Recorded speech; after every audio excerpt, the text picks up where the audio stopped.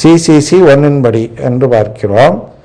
எனவே அதே புதிய அழைப்பின் ஏற்பாடு என்ற புதிய ஏற்பாட்டின் நற்செய்தி என்ற திருமடலை எடுத்துக்கொண்டு அந்த புனித ஆலய மாட்டுத் தொழுவத்திற்கு திருச்சபை மக்களிடம் செல். ஆனால் அதற்கு முன்பு, அதாவது அதேனா அந்த இவர்களெல்லாம் எந்த திருவுளியத்தை நம்புகிறார்களோ அதே திருவுளியம் தான் நமக்கு கொடுக்கப்படுகிறது. இப்போ பொது மொழிபெயர்ப்பு அப்படின்னு ஒரு திருவுளியம் கொண்டு வந்தார்கள். இந்த திருவுளியத்துக்கும் அந்த திருவுளியத்துக்கும் எந்த வேறுபாடும் கிடையாது. 2 திருவுளியத்திலையும் ஒரே செய்தி தான் இருக்கிறது. அவர்கள் இதை ஏற்றுக்கொள்வதில்லை. ஏனென்றால் இதில் உள்ள வார்த்தைகளுக்கு அவர்களால் விளக்கம் தர முடியாது. அவர்களுக்கு விளக்கம் தர முடியாதால் அவர்களுக்கு ஏற்புடைய வார்த்தைகளை வைத்து விளக்கம் தரும் பொழுதுதான் எது வருகிறது என்றால், சிலை வழிபாடு செய்வது பாவம், மரியாதை தாயாக பார்ப்பது பாவம் என்பது போன்ற விஷயங்கள் எல்லாம் அவர்களுடைய வார்த்தையில் வருகிறது. அதை நாம் தடை செய்யவும் இல்லை, அது ஏற்கக்கூடாது என்று சொல்லவில்லை. இன்னும் சொல்லப்போனால் நம்முடைய கருத்தை அவர்களுக்கு மனித சட்டத்தை வைத்து படிக்கும் பொழுது நம் மொழிபெயர்ப்பு அவர்களுக்கு பொருந்தாது. ஆனால் நமக்கு எல்லா மொழிபெயர்ப்பும் பொருந்தும். அதான் அதில் உள்ள வேடிக்கை. நாம் தான் அஞ்சுவது போல் தெரியும். ஆனால் நாம் அஞ்சுவது நாம் அல்ல, அவர்கள்தான். ஏனென்றால் நம்முடைய மறைக்கல்வி எந்த ஒரு மொழிபெயர்ப்பிலும் சப்துவஞ்சன் பார்க்கிறோம், பொது மொழிபெயர்ப்புன்னு பார்க்கிறோம், RSVன்னு பார்க்கிறோம், கிங் ஜேம்ஸ் வேர்ஷன் பார்க்கிறோம். அப்படி எவ்வளவோ மொழிபெயர்ப்பு இருக்கிறது. பெந்தோஸ் மொழிபெயர்ப்பு இருக்கிறது, நமது மொழிபெயர்ப்பு இருக்கிறது. எல்லா மொழிபெயர்ப்பிலும் சொல்லக்கூடிய ஒரே கருத்து என்னவென்றால் கடவுளின் குடும்பம். அதனால் அது நீ எதை வேணாலும் எடுத்துகிட்டு போ அப்படிங்கிற மாதிரி இங்கே இருக்குது. திருமடலை எடுத்துக்கொண்டு அந்த புனிதாலய மாட்டுத் தொழுவத்திற்கு திருச்சபை மக்களிடம் செல்.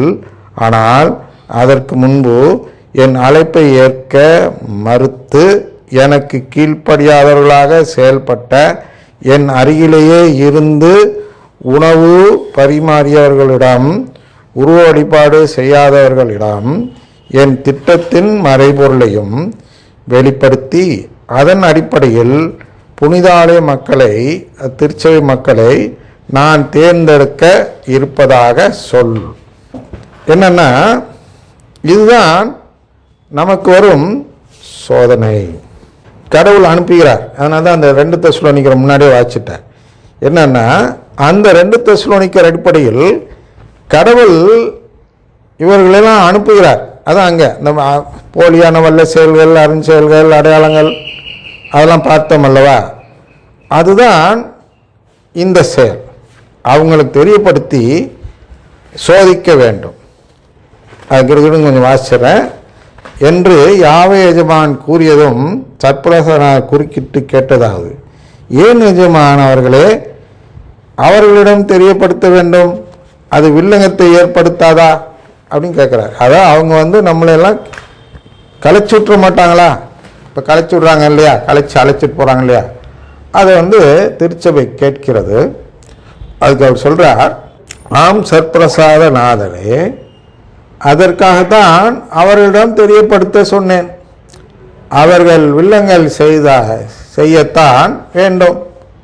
அதுபோன்று வில்லங்கம் செய்தால்தான் புனிதாலய மக்களை, திருச்சபை மக்களை, கத்தோலிக்க திருச்சபை மக்களை சோதிக்க முடியும். அவர்கள் கொடுக்கும் வில்லங்கள் எல்லாம் கடந்து என் விருந்திற்கு வந்தால்தான், இங்கே விருந்துன்னா அந்த பழைய இதில் எழுதியிருக்கார்கள், என் திட்டத்தின்படி செயல்பட்டால்தான் அப்படின்னு படிச்சுக்கணும்.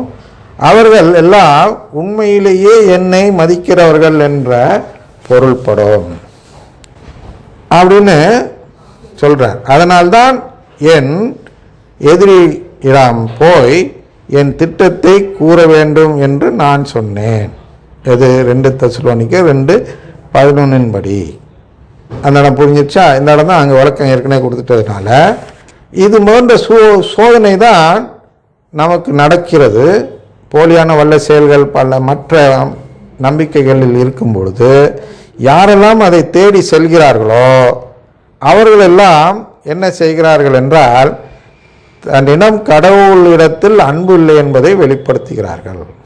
அதனால்தான் பிரேசலாட் சொல்லக்கூடாது என்று ஏன் சொல்கிறோம் என்றால், பிரேசலாட்டில் எல்லாரும் ஏமாறுகிறார்கள்.